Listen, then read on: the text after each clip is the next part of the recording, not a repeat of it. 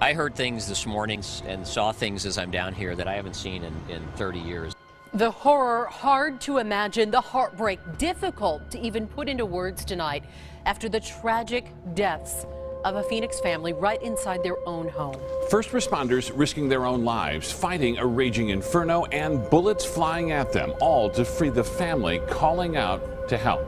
We have live team coverage for you tonight, beginning with Melissa Blasius, digging deeper into just who these people were. And Melissa, the youngest victim, just 6 years old. Just 6 years old, that's right, little Emma. And when you look at pictures of her, she's always smiling or mugging for the camera. She died along with her 18-year-old sister, her brother, and both their parents.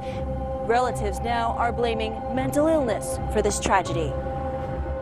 This is Alex Buckner and her little sister, who neighbors remember as the girl dressed up as an angel for Halloween. You know, you got the sense of that.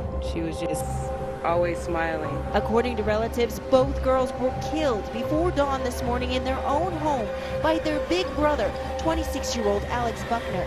They say Alex also killed both of his parents, Kim and Vic Buckner. We spoke by phone to Vic's parents in Nevada. Kim and Kim, they loved their family. They did whatever they needed to do to enjoy each other. This grandma says she last saw her family during a big vacation to California 2 years ago. And she says Vic was an avid outdoorsman. He liked the outdoors. He liked hunting and fishing and even the weather outside. He was a real outdoorsman. As for grandson Alex, who police believe is responsible for this family tragedy, the grandma says he didn't have a history of violence, but he did have a history of mental illness, and relatives believe he had been diagnosed with schizophrenia. How does family talk about a grandson that had mental problems, but yet not be angry for the grief that he caused, but yet know that it's mental disease, mental problems that cause so much havoc. And as investigators continue to go through the scene here, we are learning new details. Like the 18-year-old Caitlin was probably the first person to call 911 from a closet in a bedroom, saying her brother had shot her. This is just devastating for this family that now must bury 5 loved ones. Back to you. Every detail of this story just tragic. Melissa, thank you. There are 4 dead, which includes the suspect or the shooter in this particular case, and we have a child that is still being worked back.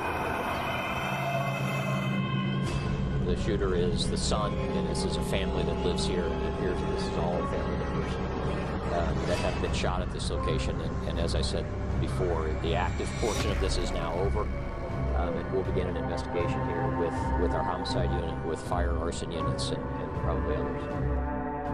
Yeah, it probably was one of the most fluid, active scenes that I have heard literally in years. I've never heard in 3 decades of police officers putting on, with the assistance of the fire department, putting on safety gear and breathing apparatus to get up to a house with a charged hose or a line so that we could try to extract victims from the home who were calling from inside.